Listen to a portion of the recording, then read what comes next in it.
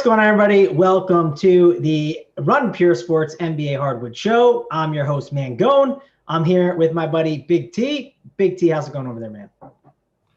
Going good. I mean, we're missing our boy JT. He might be on the Eiffel Tower getting ready for the plays today. I was looking forward to it.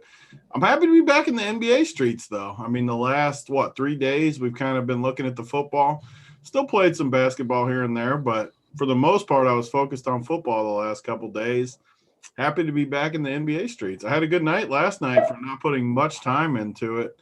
For the most, we got our boy hopping in right now, but excited to be back in the streets tonight, picking some winners. I know last night the chat again. I got to get on them every day, making fun of me about my boy last night, man, going in the second quarter, saying he was dead, he had fouls.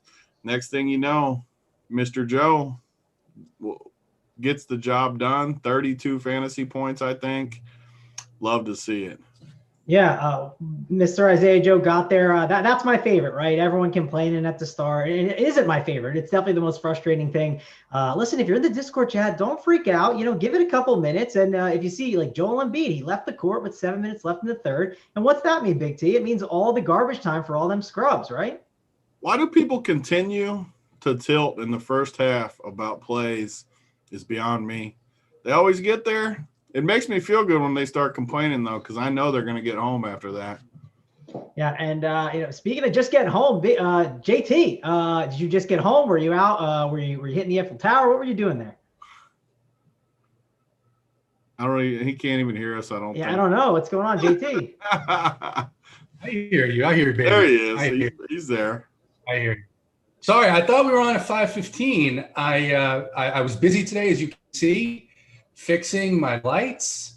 I got that all fixed up. Still got the Peloton here. We're gonna fix that up next. But how are we supposed to win without the pink room, though? How are you getting? Yeah, it's a good point. I think a change sometimes is good. A change, I think, is going to get us from that top 10 right up to the top 3. I think that's what we needed. People needed to see me. A nice shine. It's a chicken having a nice smoke. So it's good. We're going to have a good night. I love this slate. I was up late last night talking with Draft Cheat about it. So excited to dig in, hear what your guys' thoughts are. And Mangone, we're going to talk at the end of the show because I think it's a big day. It's a big day for you in particular. Oh, okay. Interesting. We'll have to see. But I do want to talk about the new podcast we have going on. So JT, you kind of just teased it a bit. We got DC. We got, he's going to be breaking down this podcast for you guys, doing it 5 days a week, Monday through Friday. And he's going to have people on. I believe I'm jumping on Thursday night. So it'll be Friday. I think I'll be on there. I think AP might be on tomorrow. Not sure. But JT, you did the podcast with him yesterday. Tell the people a little bit about it. Because I listened. I had a good time listening. And give the people a little insight on the thing you and Draft Cheat did.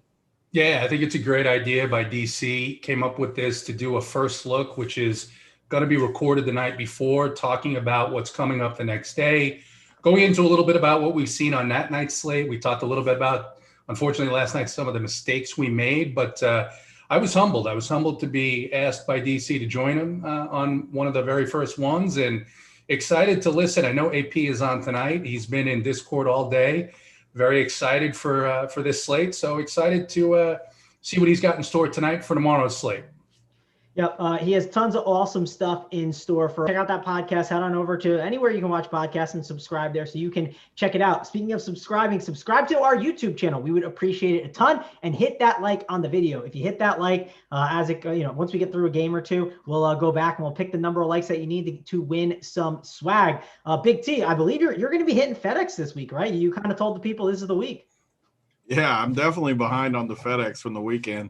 Bunch of people watching the shows, bunch of winners. I got to go through all of my DMs and kind of get organized, but it's going to happen in the next few days. Today I was on the NBA playbook, got busy with a few other things. Maybe tomorrow. Tomorrow could be the day where we get this FedEx run going. Yeah, rally up the kids, get them ready to be, getting them boxes, stuffing in all the shirts and hats and gear for the Run Pure Sports people. You talk about the NBA playbook that's up. You put that up there. We also have the cash charts, and we have tons of content going on. Tonight, we have a PGA show at 8 o'clock tonight. You can obviously rewatch that too. It's for free on our YouTube channel. Like I said, just hit subscribe and you'll get notified when we go live. You get to see AP will be there. It's going to be Hoop, and I believe Snyder's stepping in this week. So that's the crew. Be sure to check that out. They'll be giving tons of PGA winners. We had someone win $70K this week in golf. So one of our subscribers did that, and you don't want to miss out on the golf content. It's been absolutely awesome. If you haven't signed up yet over at Run Pure Sports, use the code Workbench21. It gets you 25% off your first payment. Big T, I'm going to go back to you. Give me your breakdown of the slate. Like, you did the playbook. You kind of dialed it in. What are you thinking on this one? Yeah, it looks like a great slate. I mean, I like the FanDuel one a little bit just because it's different. You don't have the Miami game on it. But the good thing about the Miami game, kind of like the slate last week we printed on, just feels super cut and dry, easy to me, where other people complicate it. We just play the plays and kind of mix in some of the studs with it and just print. We said it last week. I think it was the three of us when we had the monster night last week. Just make it easy. Play the easy plays in that game. Play guys like Jokic and Durant and these other guys in the other games. Watch the money churn. Maybe it's not a first place showing, but you're probably going to make money on the night, and that's all that matters. I'm ready. Yep, I'm ready to go. JT, give me your first look. I like this slate. You know what I like? I like that FanDuel and DraftKings is kind of separate today. Like, I like that we have two different slates in a way. It's going to be really unique and interesting. I got some tickets over there on FanDuel to that slam contest, so I'm trying to take down that 100K. JT, what about you? How are you feeling about this slate? Yeah, I like it. I like the fact actually that FanDuel locks at 7:30, and so it gives you a half hour after the DK lock. I actually jumped into some FanDuel contests tonight. I normally don't play over there, but that extra half hour that I get to get my DraftKings lineups done and then move over to FanDuel is pretty good. It's a different slate because of all the value in the first game. And so you're going to have a completely different build, I think, or at least a somewhat different build on FanDuel because you're not going to play some of those Miami guys. And so it's going to be a little bit harder to find, although we're going to obviously get through that, where the value is on that 5-gamer. But interesting slate tonight, lots of value all over the place. I think a lot of traps all over the place too with some of these guys. So it's going to be good. Yep, let's dive in. Let's talk about this first game. We got the Heat. We got the Sixers. It's a 211 total. And it's a 211 total because some of these guys playing basketball aren't the best, right? We got some shortened squads here. Big T, how do you tackle this in tournaments? Like, do you eat all this chalk? Like, you played some of these guys and, Mr. Isaiah Joe was struggling. We also need news on Ben Simmons, whether he's going to play or not. That's probably going to be big and mess with the slate if we get news that he is in. Break it down for me, Big T. Sixers, Heat. Let's hear it. Yeah, I mean, these are the games I always like from fantasy perspective just because they just feel so easy to me. I love it too because, I mean, not to circle too much back to yesterday, but, I mean, you're telling me this is going to sound like I'm making fun of you, Mangone, but you printed NBA. I'm not saying you don't. There's just different ways to attack NBA. Any slate where you're telling me Danny freaking Green at 4,700 is going to be chalky, it blows my mind. Like it's just 6 to midnight season for sure for tournament players because dude is so dusty. And anytime that happens is a great day. But I say that just because you can circle it to this game where the same thing's going to happen. Everyone's going to play these starters. Like when crappy dudes like Andre Iguodala is in the starting lineup today, people are going to play him at 3,300. And he's just so dusty. Like, why would you play him over, Gabe Vincent or one of these other young guys that will actually play in a blowout? They'll play in a close game. They'll just give you so many more outs to victory. Iggy, I hope he's in that starting lineup, though, just to tempt all the projection people, all the people that just click that projection button. And when it says Andre Iguodala, 23 at 3,300, let's get him in there. He's in there. He's starting. He's going to play 32 minutes or whatever. I mean, it's just – I love spots like this, especially the young guys coming off the bench. I mean, I don't even know who Max Struss is. I mean, I've never heard of him in my life. But they don't have any dudes. If it blows out, the dude is 3K. And Myers Leonard's another example of just a dusty dude that if he starts, everyone will play. He'll get you like 12 fantasy points, and it'll feel good for me. So I love games like this. Yeah, I will say it's funny you mentioned Andre Iguodala. This is not the first time. If I play him tonight, it wouldn't be the first time. That's the funny part. When we have swapping going on, I had to fall on him one day, and like, let me tell you, the Andre Iguodala experience was not fun. I had to do it because of swap reasons one time to get an absolute stud in, and I was stuck. Listen, maybe I already played him once, and I don't know if I want to do it here again. Again, Iguodala has not been fun. Very similar to what Danny Green is. I thought Danny Green would be a little bit better yesterday. I didn't expect him to make 0 shots. Basically, The worst part about Danny Green, though, he was 4,700. You legitimately have no upside at 4,700. Yeah, listen, it was rough yesterday. Like I said, I thought it'd be a little bit better. JT, what did you think of Mr. Danny Green yesterday? I had some exposure to him. I thought he would be a little bit better, but man, he was absolutely horrific. Are you playing him? Are you hoping Simmons is in or out? And here's another big thing, JT. Joel Embiid, we saw him. He left at the 7-minute mark yesterday in the third quarter. Okay, the 7-minute mark. I know this game is likely going to be closer, but do you think they did that to save him for this game, or are you worried that could happen again? When I first started looking at this game last night, I thought that maybe we would see the opposite of the result last night, where it's a Sixers blowout. But then the more I look at this game, you've got 2 starters on each side, maybe 3 if you count Olynyk, right? You've got Harrow and Robinson, and then you've got Embiid and maybe Simmons, and Green will write off. I mean, Green's performance last night, if you look up, my favorite word, hurtful, in the dictionary, there's a picture of him shooting absolute bricks like he did last night, 0 for 9. So I will not be going back to him. I do like the value. Some of the younger players value the Precious, which I think is just the best name. I'm probably not having any more children, but if I did, there's a 150% chance that I would name it Precious, just because I never even thought of it. So I like him. On the flip side, on the Sixers, I think a lot of people are going to play Tyrese Maxey again. I don't know about that at 5,500 on DraftKings. So, it's an interesting spot, because I think if you see a close game, you could see Embiid do well at probably very low ownership, because people think this game is going to blow out. Yeah, no, you're definitely right about that. Precious is going to be one of the chalkier options on the slate. Definitely have to look to get some exposure to him. Big T, we'll go back to you. What about Duncan Robinson? I've seen some people talking about how he's not really going to get that much of an upgrade, but there are still some more shots to go around. And Tyler Herro, this could be really the day where he explodes for 40 fantasy points. 6.7K seems too cheap in this type of role that he's going to be in. Yeah, if this game stays close, these guys almost both are going to have to get there. So if you're playing multiple teams tonight, I think you can take multiple approaches, where if the game stays close, Hero and Robinson and Precious and Olynyk and all these guys, basically whoever ends up starting is going to crush for Miami if the game stays close. And then maybe, obviously, you would play Embiid or whoever the good guys are that end up playing the other way, because we don't have all the news yet as far as that. Good thing is this is the early game too, so we'll have all the news pretty much. I shouldn't say all, because I'll jinx it and someone will get late scratched or something, but we should have most of the news, which gives us a good indicator of where to go. And also, if you think it somehow blows out, though, maybe you go a different direction, and then it gets real interesting, because you can play all these scrub dudes in this game in a blowout script. Even from the Philly side, you can come back with, literally no one is going to play my boy Isaiah Joe after yesterday goes for 32. He'll be 1% owned tonight. And if this game blows out, he's going to smash again into the 30s.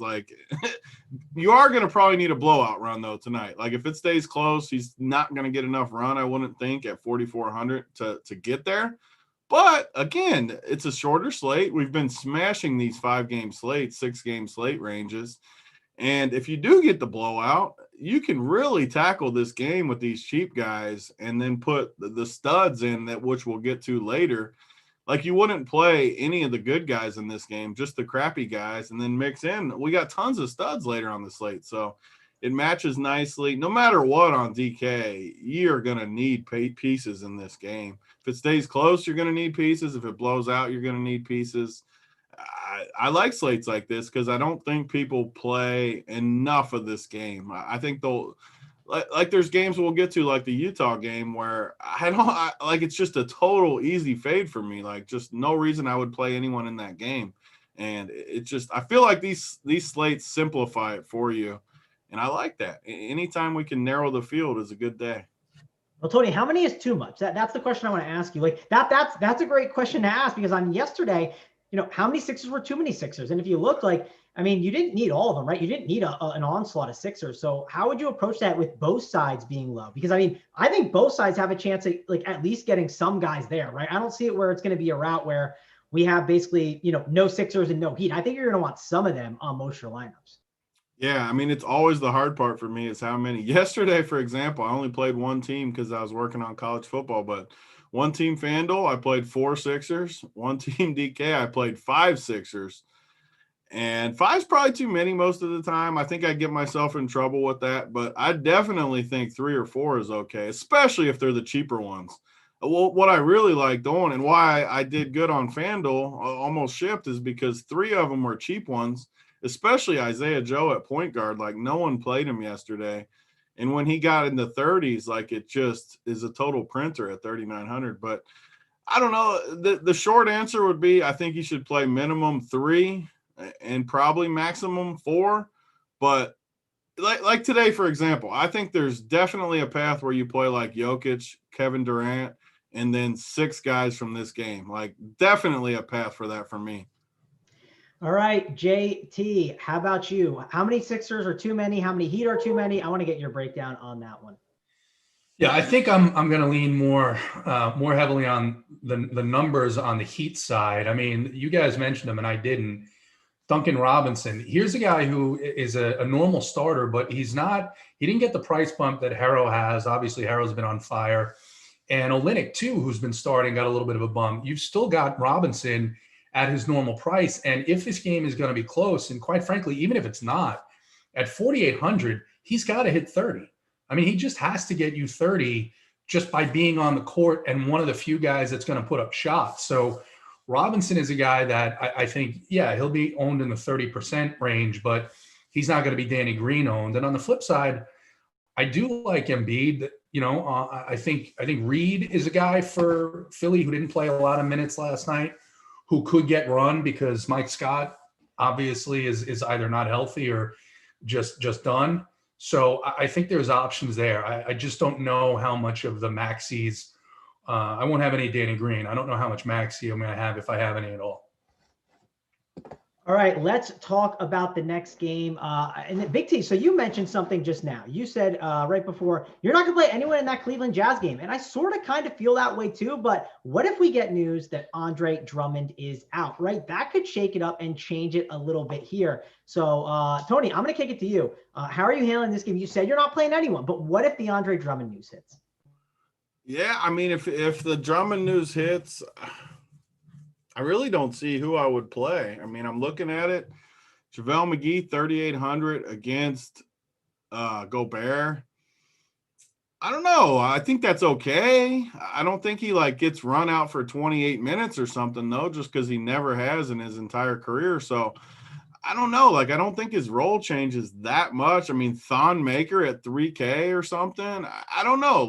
It would change it, but just looking at the roster, I mean, Chetty Osman, 6K. Okoro is awful. Dotson at 5K is awful. I really don't think it would change anything for me, honestly. I think the Miami game is way better than this value, even if Drummond was out. And not to mention, I mean, they got a 97.5 team total right now. That is very hurtful, as JT says. I mean, under 3 digits in today's NBA is our team total. That's downright shameful. So I really don't think, I mean, maybe you guys can point me to someone, but I'm looking at this roster. If I was playing anyone, again, I'll circle back to what I said the other game, I would treat it as a blowout, real ugly game, and play guys like Lamar Stevens, Dean Wade, these younger guys that, I mean, Yogi Ferrell should get some run at 3K. Just the value guys that no matter what, they're probably going to get run. And if I fall into a blowout where they play the whole fourth quarter, maybe they crush in the fourth quarter unowned. But, man, I like the Miami game. I know it's more popular, but the Miami game just looks way, way better to me. Yeah, and I think one of the problems that we have here looking at that game is Dotson, his price has gone up, right? This isn't the first time that these guys have been ruled out. If Dotson was 3.5K, I'd have some interest, but 5K, That's a heftier price tag for him over on DraftKings. So that's some of my concerns there. Osman at 6K, like I don't mind it. But again, it's just the prices are a little bit higher. JT, I'm going to go to you. Do you have any interest in this game? Again, the Jazz are 12-point favorites here, 207.5 total. Definitely one of the least appealing games on the slate. Yeah, it's not appealing. I think on FanDuel, the pricing for Osman is much better. It's 5.2, 5.3 on FanDuel. Dotson is still around 5K over there. I don't see myself doing that. And, I think the question here is, people talking about McGee, and I get it, right? If Drummond's ruled out, he's going to get the start. Are you going to play McGee over Precious? I'm not going to play McGee over Precious, right? I'm going to go that way. Or I'm going to play Reed. I think, even though Robin Lopez actually ended up playing something like 26 minutes yesterday, I think you still see McGee play the same amount of minutes. And maybe if a guy like Bolden is active tonight, he's going to get minutes. Dean Wade that Tony talked about. So I don't, and even on the Utah side, I mean, Jordan Clarkson is 5.6 on DraftKings. I'm not playing that because he's probably not going to get a ton of blowout run. So I just don't see it in this game with the low total, with especially some of the later matchups that are a little bit more enticing. Those are guys that I want to play. Well, let's talk a little bit on the opposite side. I want to mention one thing because there's some injury news in this game, right? Joe Ingles. He is going to be questionable. And the last time we saw Joe Ingles questionable, I thought about jumping on Jordan Clarkson in cash. And he ended up going for 40.5 fantasy points there against Milwaukee when I saw that. And man, Tony, is he worth a tournament play? I mean, it's a little revenge game against his former team. What are you thinking of Jordan Clarkson or any other Jazz? Yeah, if I was playing anyone on that side, it would for sure be Clarkson. Little revenge spot. He probably gets a decent amount of blowout run on top of it, unless they're just totally crushing him. Yeah, I mean, it is a good spot. It's just the price. I always struggle to pay 5,600 range for a guy like Jordan Clarkson. He can crush. I just hate the guys that like literally need to score 30 real life points to totally crush for you. But it is a good spot against a team like Cleveland, his old team. He wants to make a statement. I don't know. Like, I don't hate it. It's just one of these things that, again, on slates like this, I think I oversimplify it and just play these plays in the early game, just completely take all the pressure off myself. Maybe I don't ship first place because Clarkson gets 45 fantasy points tonight, ends up on the winner. But I'm pretty sure I'm going to profit if I play the early guys with the studs, Jokic and Durant and Curry and all the like big time studs, Sabonis. It's just such an easy path to play the value guys with the studs. I don't want to overcomplicate it by playing guys like Clarkson that could get me 21 fantasy points or something a lot of the time. He's fine, though. A good contrarian play, especially if you play a mid-range team tonight, you're going to be way, way different than the field.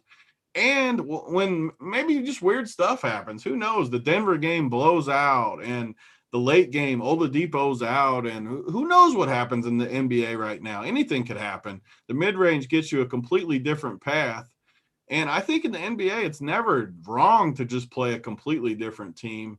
The one thing I wouldn't do is like play Clarkson with the similar build. I'd go one way or the other. Like just play a completely different path with all mid-rangers or just like fade this game like I'm going to.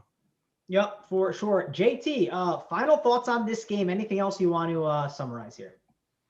No, I think that's my issue with Clarkson as well. Is just that his price is right for this matchup and for his potential opportunity. And if you're playing him, you're sacrificing somewhere else in the mid-range, right? The reason why we're going to play those 3K guys in the first game is so I can play a Durant, so I can play an Aldridge, so I can get a Brogdon, a Jokic, whatever. So he doesn't fit that build because there's 3 or 4 guys that I want, and he just doesn't fit that model. So it is a completely different build. And look, it has a shot of working out definitely in the way that game sets up. All right. Well, JT, I'm looking at the YouTube channel right now. We got 533 people watching. Let me know how you're feeling when you're looking at these likes. What are you feeling right now, JT? I mean, I'm not happy. Yeah, he's not happy at all, guys. You're at 117 likes. We're getting out ratioed hard, Big T. I mean, 117. What is the number we need to get to, Big T? 250 to give out some swag? Yeah, I mean, it's always got to be halfway. I mean, it should be reasonable expectations. We're behind a little bit on the stuff, so we can't just be giving it away. We're red hot with the workbench, the Eiffel Tower plays. I haven't missed a workbench play, I don't think, in like probably 10 days or so. They've all been crushing. I mean, it's coming out for free today. The Eiffel Tower, the workbench. All you got to do is click that like button, that subscribe button. Easy peasy. And speaking of the merch, I mean, listen, people, this stuff is premium. People would pay. People will. People have been saying for the last month, when are you guys going to start selling this? They want the opportunity to buy it. And we're giving it away for just a little pressier digit. Let's go.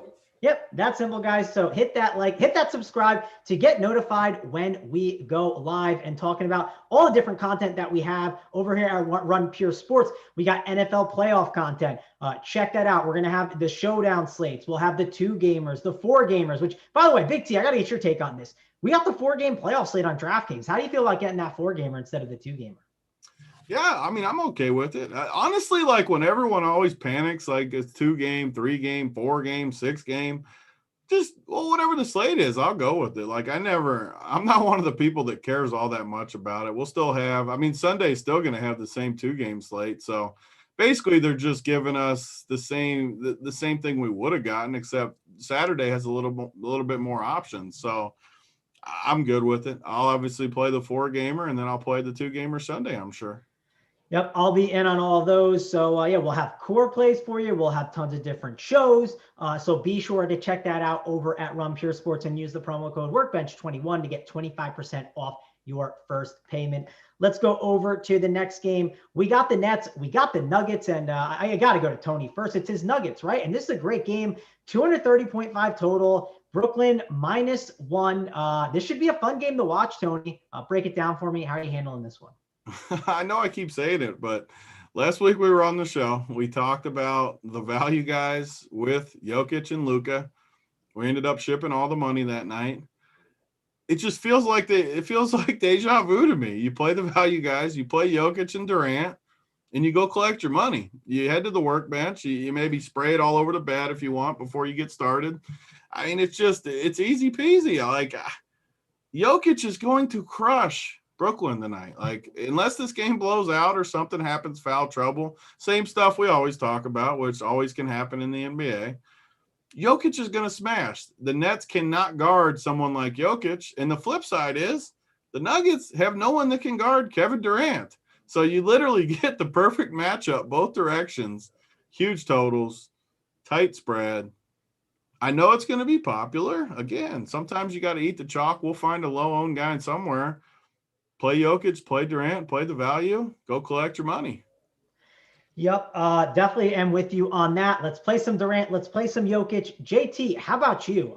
This is just the perfect, I mean, Big T kind of said it earlier. It's perfect slate. Play those cheap guys in that first game. Load up on the 2 main studs in Durant and Jokic and call it a day. How about you? Is that kind of one of your approaches, or are you taking some of these mid-tier guys maybe? Maybe a Levert, maybe a Joe Harris back on the workbench play of the day again. What are you doing here, JT?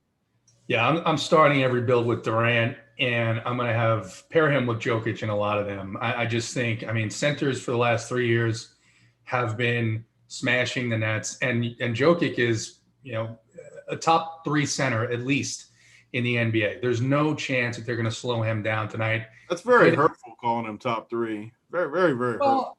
I mean, you would say he's the best, of course. I think he's going to win the MVP. Like, he's just. Whew. He's who would you take over him? It's not a question of who I would take. I would say, well, Davis, when he plays, right, is in that same category of a guy that's unstoppable. Anthony. Well, yeah. If you're gonna, I wouldn't consider him a center, but yeah, if he's a center, then yeah, he's definitely in there. Okay, all right. So you have him, and then I think behind those 2 guys, I mean, you probably got the next tier. So all right, maybe top 3 was unfair, and I'll just apologize. But yeah, and last night I said, well, Jamal Murray's price is nice, but you know what? This is the type of matchup that everything is going to run through Jokic. And if there's another guy on the Nuggets that I like, honestly, the way the Nets have been defending or not defending the second team, it's Monty Morris is a guy at 42. I don't know if I'll get there because I don't know if I need it. But after watching what the the legend Amadou Diallo did to that second team, I mean, Morris is getting 24 minutes a game. Who's going to guard him on the second unit? And that's a guy that's nobody's going to play. So those are two guys. As far as LeVert, I think Durant takes up so much usage that his price is probably right. Certainly not a bad matchup. You know, Denver's a good matchup, especially on the road. But I think for me on the Nets, it's Durant, and I don't know that I'll play anybody else from the Nets on this slate.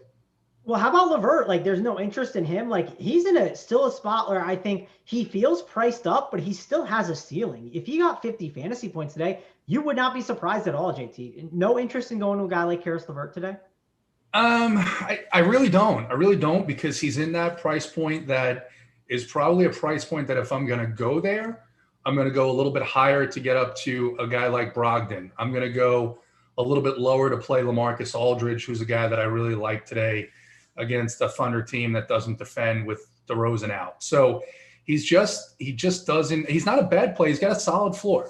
And that's what he gave you the other night against OKC was a nice floor game. Not a bad play, just is not one of the guys that's going to be part of my court today. Big T, how about you? I mean, LeVert, I got him on the cash chart, right? I think he's in play. He's a little pricier, right? Obviously, that Stars and Scrubs build is better, but I do think he has a ceiling here. He's a guy that, if I told you, Big T, LeVert went for 42 fantasy points and KD went for 48. Obviously, you want LeVert there, or even LeVert could outscore Durant, and you wouldn't be shocked, correct? No, yeah. I would almost set a rule, too, with my teams. Like, I want one of them. If I'm not playing Durant, I'm for sure playing LeVert, because outside of a total blowout, I always preface everything with that, because obviously we've seen a ton of blowouts, and if it happens, it happens. But outside of a blowout, one of these guys is crushing. There's no way that one of them doesn't go off the charts. I do have a hard time seeing both of them crush, like, especially at these price tags. I mean, you would need LeVert to end up in the 50s and Durant to end up in the 60s to really crush you. I don't think there's a ton of paths where they end up on those kind of numbers. Although I will say, outside of Joe Harris, they don't have any offense on this team besides these guys, which is one of the reasons I want to play KD. I mean, they're going to roll out the dusty dudes, Jeff Green, Prince. I mean, all these guys that just suck. So there could be a path, I guess, where both of them kind of end up in that winner. I don't hate it.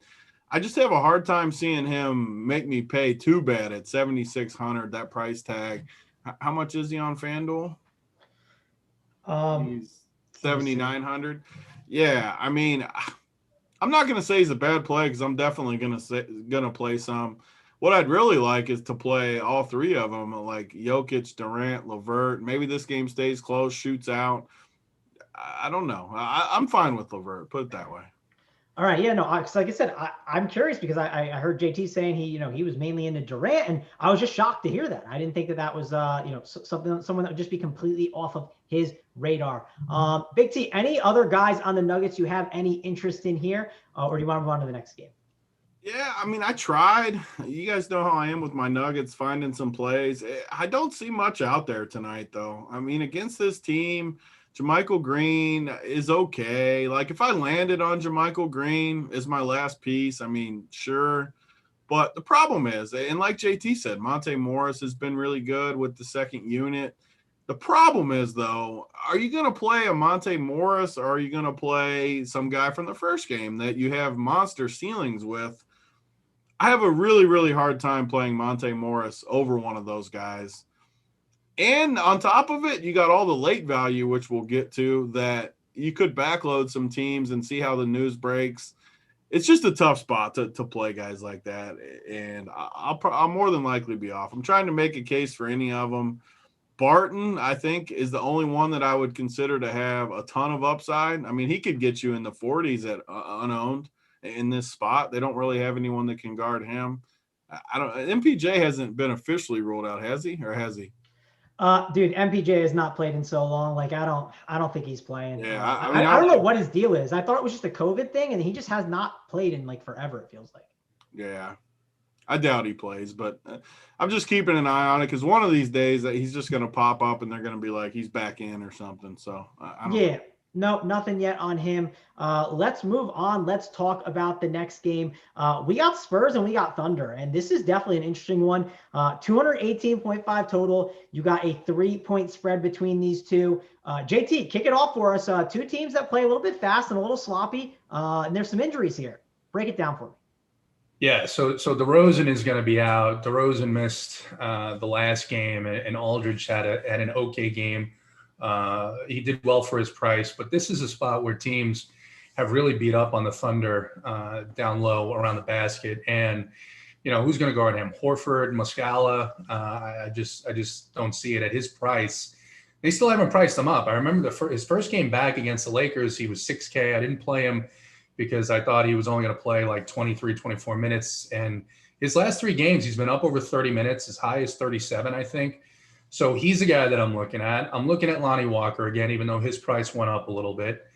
And then on the OKC side, George Hill is probably in that same range for me as Monty Morris. As I'm probably not going to pay his price with all the value, even though I probably will pay Morris's price on a couple.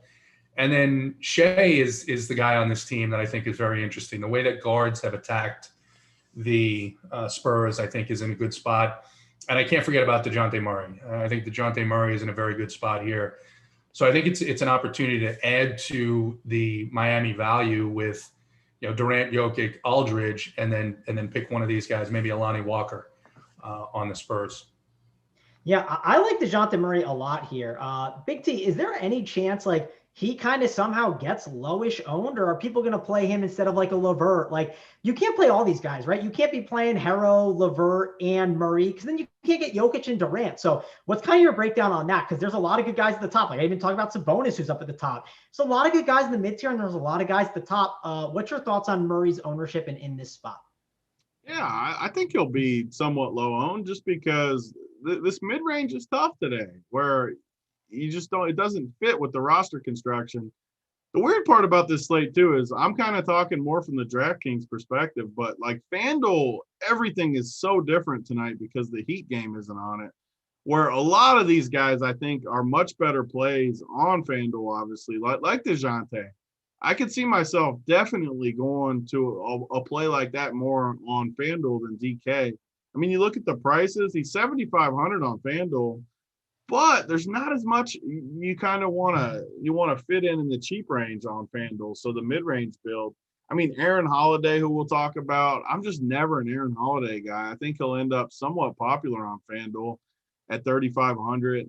And DeJounte just gives you upside in a matchup like this. Definitely not DK for me, but FanDuel definitely in play. Like Aldridge, I think Aldridge ends up super, super popular tonight just because he looks way too cheap against an OKC team that they're just not the same team inside. Horford's still a pretty good defender, but they don't have much else besides him in the paint to really contest stuff.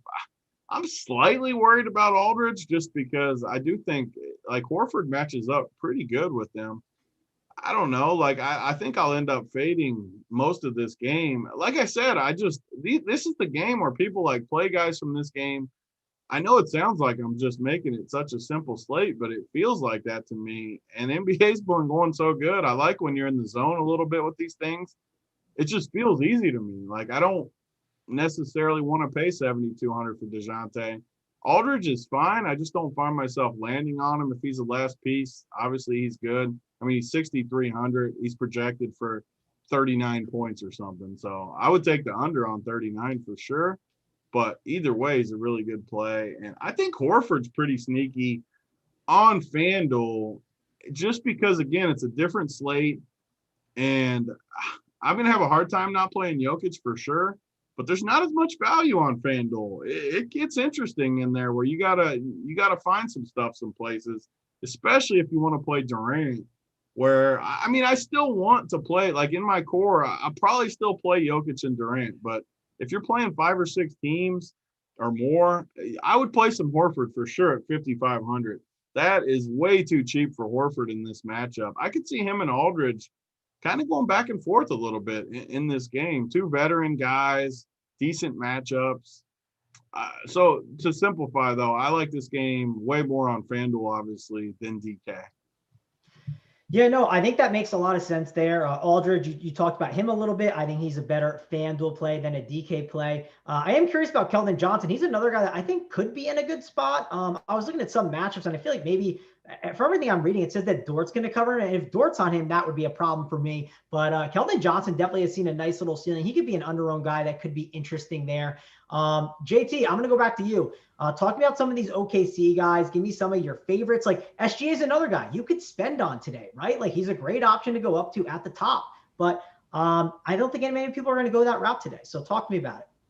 Yeah, I think for me, the shade decision comes down to what happens, and we'll hopefully know by the time this game tips off whether or not Oladipo's in. Because if Oladipo misses, then I'm going to have a ton of interest in Malcolm Brogdon. And that's going to probably pull me off of Shea. I looked at Dort. I mean, 4,100. He's just, they're running these guys out about 23, 24 minutes. He's splitting time with Diallo. He's splitting time with a couple of other guys that are in there. It is a spot for a guy like Dort who gets his points through steals and through turnovers and things like that. So with a game where San Antonio might be pushing the pace a little bit, it is a spot where he's priced nicely. But again, why am I going to pay that price for him when I've got guys that are 400 or 500 lower in that first game? It just, again, you do it to be different. And maybe in a couple of my tournament teams, I will not play more than one guy from that Miami Sixer game. But I think that's a tough risk to take today. So we'll have to see. It'll come down to construction there. Yeah, and definitely matters, like Big T, I think, said, matters more on FanDuel. I think it's more interesting over there. Tony, any final thoughts here on this game? You want to move on to the next one? No more thoughts. All right. Guys, hit that like. We got 703 watching, Tony, and we're at 219. Like, we're almost there at 250 likes. All we need is to get there for 250, and then we're going to give away some swag to someone in the chat. So hit that like. Don't hurt JT's feelings anymore. We would appreciate it a ton. Also want to mention, don't miss out on all the content that we have going on here at Run Pure Sports. We also have the Monkey Knife Fight chat. If you use the code RUNPURE, you get a $50 match bonus. And then all you gotta do is tweet us a screenshot with your win and use the hashtag RPSMKF, and we'll be giving away 2 winners for a t-shirt. So guys, head on over to Monkey Knife Fight, use the code RUNPURE, and then get in that Discord chat we have, Tony. Tell the people a little bit about the Discord chat and the Monkey Knife Fight stuff. Yeah, I mean, the Discord, I say it all the time, but out of all the products we have, not that it's our product, I mean, Discord, tons of places have Discord, but I don't think anyone has a Discord that is as active with sharp people as we do. Like, not just the contributors either, the people like us in there. There's tons of members in there that are super sharp, adding all kinds of information throughout the day. I always say it, the best place to be on earth most of the day. When lineup locks, you got to get out of there because they tilt literally everything and it becomes miserable, very hurtful. But then you get back in later the night when screenshot time comes and everyone's happy again. So if you're in there all day the only time you shouldn't be in there is like 7 p.m. to 9 p.m. You got to migrate elsewhere, maybe get a drink, watch some games. But the rest of the day, the Discord, absolutely elite. Yeah, one thing I would say is, listen, whenever I see like news pops up and like there's people tilting like, oh, Andre Iguodala has 3 fantasy points, just something like that. I'm just like, dude, like let's worry about winning this money, right? Like we gotta grind it out, man. We gotta find a way to pivot off of guys that you maybe have that are terrible. You gotta find ways to get onto a guy like Jokic. If later on news hits and then like let's say Jamal Murray's out, that's what we're doing in the Discord chat, right? We're trying to take down all the money. We're trying to salvage if we have a bad guy in our lineup. So trying to get better, right, JT? Yeah, absolutely. And I was just looking at the chat on the YouTube page, and they have finally stopped talking about the Rams. I don't know why we were talking about the Rams defense, but whatever. And they have alerted us to the news that the Heat will have 8 players tonight. Myers Leonard has been ruled out. Okay. So you just got to play the Heat, right, Tony? I mean, now I might not be able to fade that goddamn game. Since I know people are probably getting bored of me saying this, but like some nights in NBA, I'm going to let all our viewers in on a secret. it just feels like you can't lose if you do a certain thing. Like you just get in there and you play these Heat guys. I mean, sure, there's plenty of paths where these guys don't do it, and maybe you don't. Obviously, I'm not like guaranteeing it, but if you play a bunch of Heat guys, 3-4 Heat guys, you play a couple of these stars, maybe you play one Sixers guy in there to mix it up with them, you're going to have a really good chance to profit tonight. I'll make it that simple. Don't filter in the other plays here and there. If you want, be contrarian and play a mid-range build, but I can promise you, if you see my teams tonight, I'm going to have 3, 4, 5 Heat guys, 1, 2 Philly guys, and the studs. That's going to be my teams tonight. Yeah, and one more piece of news, and I don't think this is too big, but Gary Harris is now questionable, but we already have good value on the slate, Tony, right? He's questionable in life. Like, he was supposed to be so good for that team, man. Like, it's crazy how far he's fallen off. He was so good for like that year or two. But what are you going to do? So, yeah, that's another piece. Let me jump in there, though, because let's say they rule Harris out, right? Who starts for him, Tony? Is this a chance where we could see Monty Morris jump up? No, it'll be. I mean, it could be, I guess. So they're playing a team that likes to go small, which, yeah, it probably would be Monte. You're probably right. I like that because the Nets want to go small. Yeah, Monte would definitely be in play in that circumstance for sure. And he would be, I mean, completely unowned because everyone's going to play the early value guys, which they should. But it's a good call, JT, though. I like that call because I don't see who else they would start, really. I mean, I guess they could go big, but I don't see why they'd go big against Brooklyn. They're going to go small. Yeah, I mean, the other problem with Monte, like, I think if Monte does start, I think he kind of hurts a guy like a Jamal Murray if you were considering him, because like Monte doesn't just stand in the corner, right? He likes to kind of get involved and do some pick and roll a little bit and pick and pop with a guy like Jokic. So I think the thing that would matter to me is looking at a guy like Monte hurting some other guys if you were considering anyone else on that team. But I think it's Jokic or bust basically on that team today.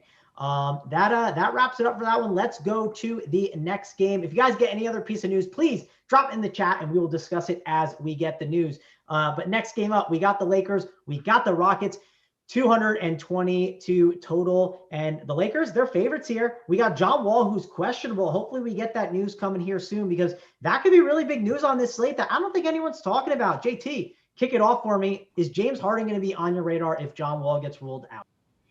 Yeah, I don't know. Even if Wall gets ruled out, I don't know that I want Harden against the Lakers more than I want Durant or more than I want Jokic or more than I want somebody in the late game. But the Lakers are on the front end of a back-to-back. They play in Oklahoma City tomorrow night.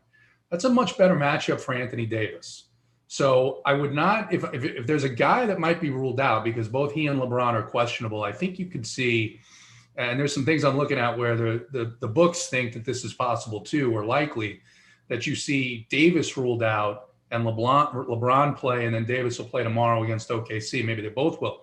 If Davis gets ruled out, I do have a lot of interest in Christian Wood on that Houston team. I'll have a little bit of interest in Montrezl Harrell. So I don't know that I'll have interest in LeBron or Harden those, but I do think that news could shift this slate pretty significantly. Yeah, I think that news can shift it a ton. Like, Tony, I mean, I talked about Harden a little bit. He's obviously in play, but he has not been shooting as much as he has in the past. Do you think that gives him a bump, or does it give a guy like Christian Wood who could see more usage here? And even Eric Gordon is questionable. There is usage to go around, Tony. So how are you handling this possible late news with John Wall? Yeah, I mean, if Wall sits, you got to put Harden in that similar bucket to those Jokic and Durant. I still think I would rank Harden below them, but man, I'd have to think on it because if he actually comes to play, the hard part with Harden is, man, he just wants to be traded. You don't think his teammates really like him all that much. It's just that added factor. But Harden has just that massive ceiling where he definitely has a higher ceiling than anyone else on the slate if he really gets it going. The tough part is it's the Lakers. Obviously, the Lakers could blow him out too. But you have to consider him, and that's why if you're playing a couple teams, you're going to have to play some. I know it's only a half hour after the Nuggets game. Maybe we get news, hopefully, before that. It'll be really interesting if he sits, though, because I have a hard time between Harden, Durant, Jokic. Yeah, and like, how about on FanDuel, right? It's a different slate. Like, you're not able to get, as many of those cheap guys. Like, and shooting guard, you have to play two of those guys on FanDuel. And Yeah. sometimes that can kind of change it with the construction. So do you think that could kind of change some stuff over there for you? FanDuel is just a completely different build, like 100%. If Wall is out, Harden almost has to be a better play than the other two just because of the position, like you said. And it's one of the reasons I honestly think I've cashed every slate on FanDuel this year. I just love how you have to pick positions. It pigeonholes you in, but it's all roster construction where I think I'm better than that than on like DK where it feels like you can play anyone who you want. It's a lot harder to do it. FanDuel, I mean, you look at FanDuel. I mean, Damian Dotson is going to be super popular. Who there's no way I just can't do it. I can't pay 5,200 for this guy. One of the things I do on slates like this is I'll just like totally punt some spots with like random like Dort and stuff like that where PJ Dozier, another guy, he might not start over Monte, but PJ Dozier gets a massive bump if Harris is out. Harris is 46, Dozier's 39. You can always play Gary Harris, and if he's ruled out, I mean, Gary, I would not feel good. Don't take this the wrong way because I hate Gary Harris. But shooting guard freaking sucks. If Gary Harris gets me 20, whatever. But he's probably going to sit once they rule him. And then PJ Dozier on FanDuel. I'm not talking DK because I don't like him near as much on DK. 3,900 for PJ Dozier against Brooklyn is borderline lock for me if Gary Harris is out on FanDuel. He's just a very good play. I mean, LeVert, you already talked about LeVert being a much better play, I think, on FanDuel because of shooting guard. I mean, it is rough. I wish we knew Oladipo was in because he would be a good play. But this is one of the reasons I like FanDuel. It just puts you to decisions that you don't have on DK. Like on DK, I'm not even considering some of these guys. FanDuel, we have to play two of them. I'm looking down in the cheap seats. I mean, even like Vassell for the Spurs. I mean, guys like that are where I go on slates like this just because I hate the position. So if Dotson gets people 25, that's the same as me playing a guy like Damian Lee and him getting me 18 or something. Like there's not that much difference to it. I like to punt the ugly spots. Like I would never pay 8,500 for Shea. I just don't think I'd go there. So let's hope Gary's out and we can just play PJ. Yeah, no, definitely would be an interesting route to go, and you'll be different with that for sure, Tony. JT, I want to go back to you and like I want to talk about FanDuel specifically with Harden again. Like, obviously we have two different slates here. Like yesterday we saw Bradley Beal, he was on the winner, and like obviously you had to have him, and because you have to play two shooting guards, right? Like this news, if we don't get it, and like let's say it comes after 7, you can get Harden low owned in tournaments. How interested are you in that? Yeah, I think on FanDuel it's much different because you don't have that early game and you're not going to be filling those spots with the value. And it definitely, if Wall's out, he gets a bump. The question where I look at, do I want him or Durant or Jokic at around where I can get Jokic and I can get Durant lower priced on DraftKings? Not talking the same position, just roster construction, right? And then let's say because you've got, although it's harder to see now with the Heat only having 8 players, but let's say that game stays close. No one's going to, I mean, maybe Embiid is popular, but I don't know. I mean, Embiid could outscore Harden if that game stays close against a team that doesn't have a center, right? So there's definitely some decisions tonight, I think, and it probably is a little bit easier to just plug him in on FanDuel. All right, JT. Well, talk to me about the Lakers side of the ball. Like we don't know obviously what's going to happen with all these Lakers. Who's in, who's out. This is a side that I just don't want to play too much of. Break it down for me here. Yeah, I think if AD and LeBron are both in, I probably won't touch the team at all. If one of those two is ruled out, there are different things that it impacts on the Lakers and then on the Rockets. And I already talked about if Davis was out, then I'll have some interest in Christian Wood. I'll have interest in Harrell, who's going to get a bump. I'm not going to play Gasol. I don't know that I would play Kyle Kuzma. If LeBron is out, then you've got guys like you've actually got real value, which is it would be in a great spot. Alex Caruso would be in a great spot. Horton Tucker would be in a really good spot. So it just depends on what happens. And then on the Rocket side, obviously, it all comes down to John Wall. If John Wall is in, then that's a team that really is hard to look at in this matchup as well. Yeah, no, I agree with you. Tony, I was doing some reading up on some guys, and like Schroeder, he's looked a lot better and he's starting to look more comfortable in that offense. Do you have any interest in him? I think because he's on FanDuel, you can get him at like point guard, right? And he's got a pretty decent price tag at 5.5K.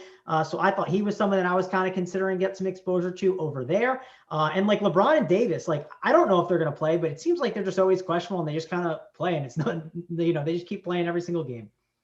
Yeah, I mean, so to start with LeBron and AD, I mean, we've said it on a bunch of these shows. The good part about it is on this slate, we have so many other studs that I really don't think it matters. It would impact Schroeder for sure, especially if LeBron sat. I think Schroeder would be a very, very good play in this spot. But as far as the studs, like if LeBron sits, I'm not playing AD. If AD sits, I'm not really playing LeBron. There's too many studs on this slate that I would rather play than them. So it's easy for me. I just kind of ignore it. If one of them's out, maybe we circle back and play like a Schroeder. I don't hate Schroeder, like you said, on the FanDuel slate, just because, again, it's a different slate. You don't have all the free squares on FanDuel, which it makes it a better slate, honestly, because DK just feels too easy. FanDuel is tough sledding with some of these guys. So Schroeder is definitely in play there. And I mean, it's as simple as that for me. Wait on the news. The good thing is all the games start at 8 or earlier, except the late game. And that's kind of what the decision point of the night, right? Like how many spots do we leave for the late game, which is a very, very good game. But we got big news in that game too, even with Oladipo. He could play, could not play. It's just a lot of decision points based on just having one late game. And I know I've said it a few times, but I need to say it just because I want people to know, like, you just never know what's going to happen in these COVID days. I can almost promise you at some point this year, there's going to be one late game. Something's going to happen with COVID or something, and they're just going to cancel the game, and you're going to be screwed out of luck. Obviously, I'm not saying it's going to happen tonight, but you always need to at least be aware of it when there's no other pivots. If there's 2 games, that's fine because you always got pivots you can at least move to. If there's only one game, though, you can really pigeonhole yourself into something there. JT, so I want you to do is we hit the 250 likes, right? We're at 278 now. So I want you to find someone in the chat to give away some swag to. So give it a little gander, look in the chat. And while you do that, I'm going to mention some stuff on Oladipo. So Oladipo has not played a second night of a back-to-back, I believe, since 2019, right? This is a guy who's been, hurting a bunch. And even late last night, I caught a quote that said he was probably doubtful to play. And then it got moved to questionable, but I don't think Oladipo really plays in this game. That's my opinion on it. I think some of the projection sites, looks like all of them are kind of accounting for that as well. So I'm kind of just going by Oladipo is going to be out. So that's kind of some of the news there on this game. JT, who are we giving away some swag to? Yeah, there's a guy in here that I don't know. I don't know if I've seen him before, but he's being helpful to other members. He's answering questions. He's essentially parroting. He's letting the other guys in chat that just came in know what Big T is saying, and I like that. That's respectful, and he's got a good screen name. It's Nice Kevin. So Nice Kevin has been nice, and therefore he gets rewarded. Yeah, I mean, listen, we love authenticity, right? He's just being authentic. He's being himself. Nice, Kevin. You get the swag, and you're gonna get it soon, right? You're gonna get it tomorrow, Big T. Right to the store. He's gonna do it right after lock. Get you that swag. So I hope Nice Kevin isn't a small growing boy because it may be a while, and by the time Big T gets to FedEx, he may have outgrown the size. So think about that, Nice Kevin. If you expect that you're going to grow a couple of sizes, keep that in mind. It does feel nice, doesn't it? I like this. That's pretty good. So Nice Kevin, hit up info at Run Pure Sports. And that's great. Hit up info at Run Pure Sports. Hit up Big T or hit up the RPS Twitter, and we'll make sure that Tony gets to FedEx for you. Let's head on over. Let's go to the last game, and I already talked about it. Pacers, Warriors. I talked about the news, and Tony, did that change your opinion on something? I know you've kind of talked about how this late news could come. I just think Oladipo sits. How about you? I mean, I honestly don't have a strong my gut feeling is that he might play. I just feel like these guys always play. But honestly, like, we can guess all we want. I wouldn't be shocked if he played. I think it's honestly like 50-50 probably in my head. The hard part is so this is always what the cash people do. I know I rail on the optimal people. Everyone saw Dougie McBuckets go crazy last night. Everyone knows about the Oladipo news. People can't wait to jam him in today. And we've seen this dude for friggin' a decade now. Like, we know what he is. He's a whitey shooter that can't really do anything else, that gets hot. I can't even imagine playing this dude today. I made fun of the Danny Green play. I'm going to make fun of the Dougie McBuckets play right now. I hope people play him. I know he's going to be on cash teams because he just hits in the optimal. Even before the Oladipo news, once Oladipo gets rolled out, everyone's going to love Dougie McBuckets. He's going to get you like 12 fantasy points. Enjoy. I'm not going to be on him. But, I mean, Justin Holiday, is there a team that I hate news for worse than Indiana? Because they're three studs I always love playing. Sabonis, Brogdon, Oladipo. Absolutely love all three of them. They all play big minutes. They all crush. They're all just really good players fantasy-wise. But, God, the rest of these teams is so dusty. Justin Holiday, Dougie McBuckets, Aaron Holiday, all these guys all suck. I hate every one of these dudes. So I don't know if the news impacts me as much as other people. I definitely would give a bump to Brogdon on FanDuel, where we talked about you don't really have as many directions to go. And the good thing is, if Oladipo plays, Brogdon's great.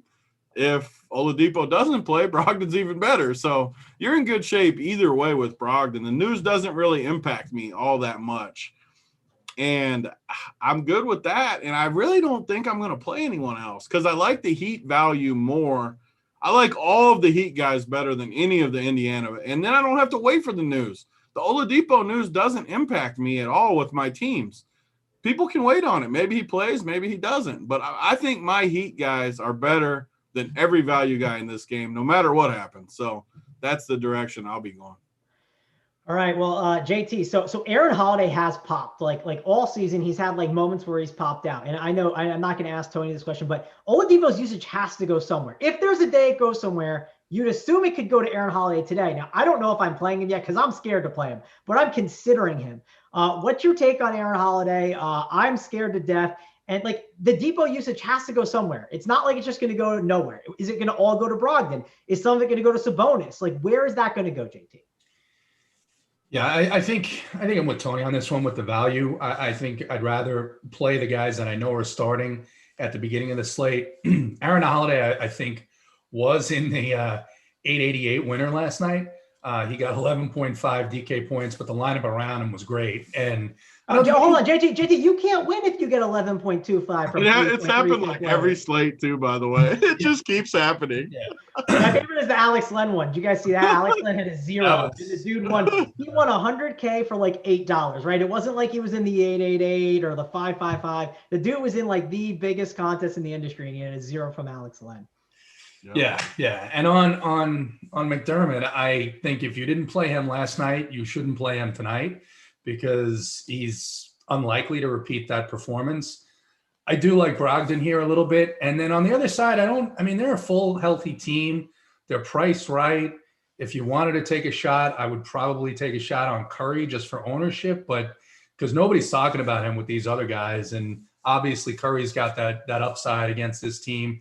Guards have been pretty good. We saw, I think it was Bledsoe who did well against his team. De'Aaron Fox had a good game last night. Halliburton was just lining up threes left and right. The guy has the sickest stroke I've ever seen for a kid playing his, sixth game in the NBA. So Curry's the guy that I think I'm going to try and have him in one lineup just because I think he'll be very low owned and I think it's good leverage off of some of these other plays. But other than that, I really don't have interest in the value on Indiana and any of these other Warriors, except there's one guy. And I don't know if I'll get to him. But James Wiseman is priced on DraftKings at 4.4K.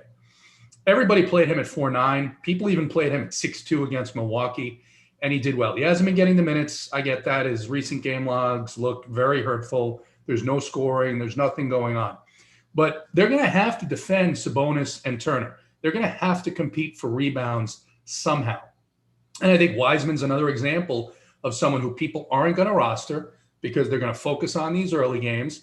And if let's say you leave 2 spots open and you're either going to go for Brogdon and Wiseman or Curry and Wiseman, you're going to be completely different in any tournament that you're in. And I think it gives you a great leverage spot. And again, it's a risk. Like I said, the minutes haven't been there, but I think this is a team where they're going to need to get some rebounds, and Draymond's not going to get them all. All right, Big T, we'll go back to you. What do you think of JT's Wiseman call? And what do you think of like a Steph Curry? Is like a guy that's probably going to go overlooked on a slate where they have a pretty big total. And, there's a lot of different studs that people are paying for, not named Steph Curry. Yep. I completely agree. I mean, Curry is pretty much going to be in play for me every single slate that he's facing a team that plays up in pace. Indiana's been getting carved on defense. Really, really good spot for Curry, especially with all the early studs. I mean, he almost has to be lower owned than he should be just because there's just so many good studs on this slate that are easy to fit. So definitely in play. Draymond's minutes have been getting more and more. I always like to play athletic bigs against Indiana. He's not quite in that mold just because he's a little smaller. He's not really a scorer, but he does get a lot of boards. I could see this being like a triple-double game for Draymond at a super low ownership, maybe an explosion game from him at a super, super low ownership. But, again, he falls into that range that's really hard on DK. FanDuel, like him a ton more. I mean, what is he? He's not center, is he? Yeah, he's power forward. Perfect. Okay, yeah, he is definitely in play for me on FanDuel. He might honestly be one of my favorite plays on FanDuel. DK is a lot tougher, and I love the Wiseman call, especially on DK, like JT said. Again, you got to look at the positions tonight. FanDuel is tough just because you got Jokic at center, who I really want to play. I like Horford at 55. You don't really need to go cheap, but Wiseman's price is way too cheap, and he does fit the mold. Athletic bigs against Indiana. I'm telling you, Sabonis is awesome.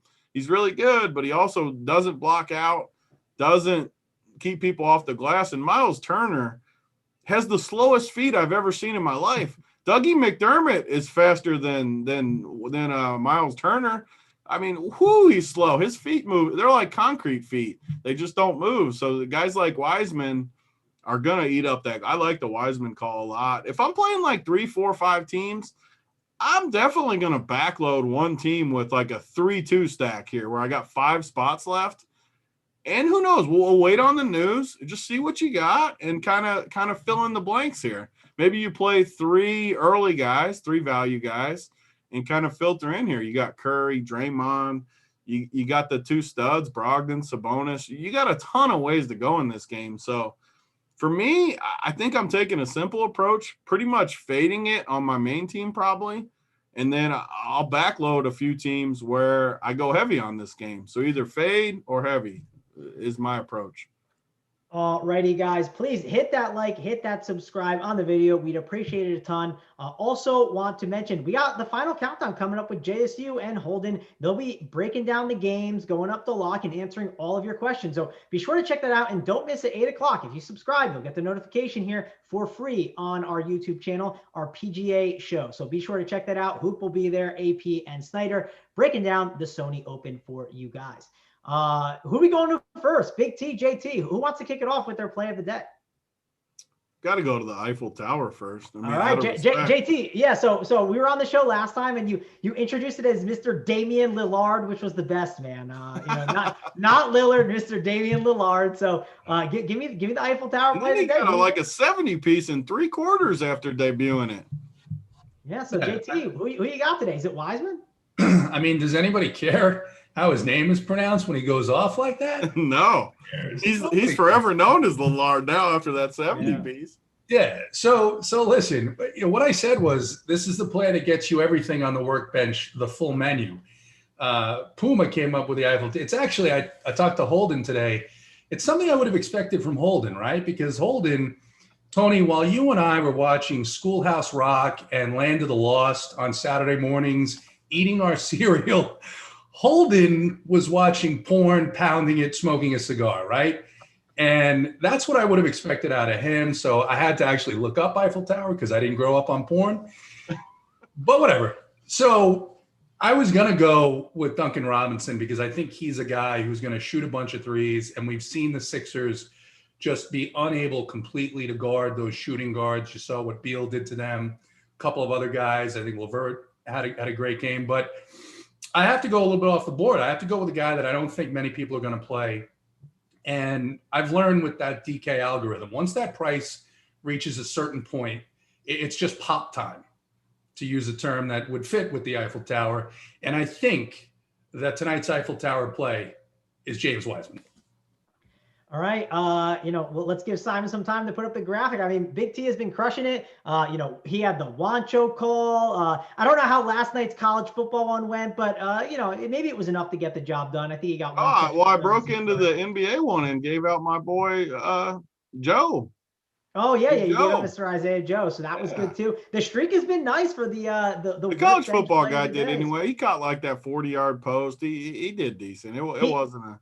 I think he hit his over too, right? Like whatever it was, I think it was like 35, and he just got it. So it wasn't an incredible one, but it was missionary. It wasn't the full display like JT said, but it was all right.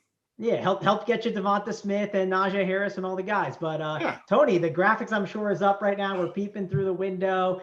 What are we doing here, Tony? Who is the workbench play? So I'm on a roll with these plays, and I don't want to get derailed and get off the tracks. Tonight is tough. I'm going to be honest because, as you guys know, watching this piece, I've always tried to give a low-owned play or plays that aren't obvious. And tonight, it's so freaking obvious to me, like Jokic, Durant, the value guys. So I'm kind of torn a little bit. Do I throw out a guy that I don't like that much, that just because he's low-owned? I've been thinking about it the whole show to come up with one. I can't give a low-owned play tonight. I'm not going to do it to the people. I'm not going to go with the chalkiest guy on the slate by any means, but I have to do it. Like I'm still not going to take Jokic and KD. That's too easy. But I'm going to take, for the workbench play of the night tonight, my boy, Tyler Hero. He's going to be high owned. Again, this isn't up to expectations, but it is what it is with the slate. I'm not going to just force it in there for the people. I like to give a good play and keep this momentum going. He's the only guy that can really create out there for him. I'll take my chances that he gets us, and he's going to be high owned, but I'm going to take my chances that he gets us about a 50 piece tonight. Yeah, I mean, listen, so, Hoop normally makes the judgment of who you're allowed to play and who you're not. He's not the highest owned guy, at least on the slate, but he is up there. I'll let it slide here for now, Tony. I'm trying to find one. I can't even find the problem is all my teams are going to have this easy approach tonight. Somebody says FanDuel. So if you want to, here we go. I'll circle back because I feel like I let the people down. That game's not on FanDuel, so I'm going to give a FanDuel workbench play, which is easy for me because it's going to be PJ Dozier, baby, at shooting guard, and that's a true workbench play. It's going to be low-owned. I feel better about it. The problem is DK. This doesn't count on DK for if you're watching this. I don't want it to be the Hero's still the workbench play on DK. FanDuel, you got Hero still, definitely a great play because Hero, what is he at shooting? Is he shooting guard, man, going on FanDuel? On FanDuel, I have to find it right now. I can't remember. Hold on. Let me see. I got to clarify. Hero, he is, I don't know why. Oh, he's not on the slate. Remember? What am I saying? No wonder I didn't know his price. We're both looking like donkeys. I know, right? I was like, I haven't been looking at him on FanDuel all day, so I don't know why. So that's easy then. FanDuel, PJ Dozier, true workbench play. I feel much better about the PJ because I want a low-owned guy for the people. That's what makes it fun. That's what gets you the full display, like JT said. Fun workbench time, not missionary. But, I can't help it on DK. I can't force it. Somebody wants me to rank my Heat players real quick. Let me do that for them. Yeah, and just to summarize it real quick, it was PJ Dozier as the FanDuel one, and then Tyler Hero as the DK. We'll give a little combo platter here. What were you going to say, JT? No, I was going to say, I think they've only asked in chat like 17 times. So please answer them because I've been waiting to it. It's never come up where I've had a chance. So this is strictly how I would build my teams. But number one would for sure be Precious. He's just a total lock. He's 3,100. I don't see any possible way you fade that, under any circumstances. He's number one. I think number two would be Hero for sure. Number three would be, I mean, the problem is these guys are such, like Gabe Vincent at 3K2 is just borderline lock for me. So give me Precious. Give me Vincent number two just because he's 3K as well. Hero, Olynyk, Duncan Robinson, Max Struss, and then way, way below him is Iggy. Oh, I forgot Duncan Robinson is right behind Hero.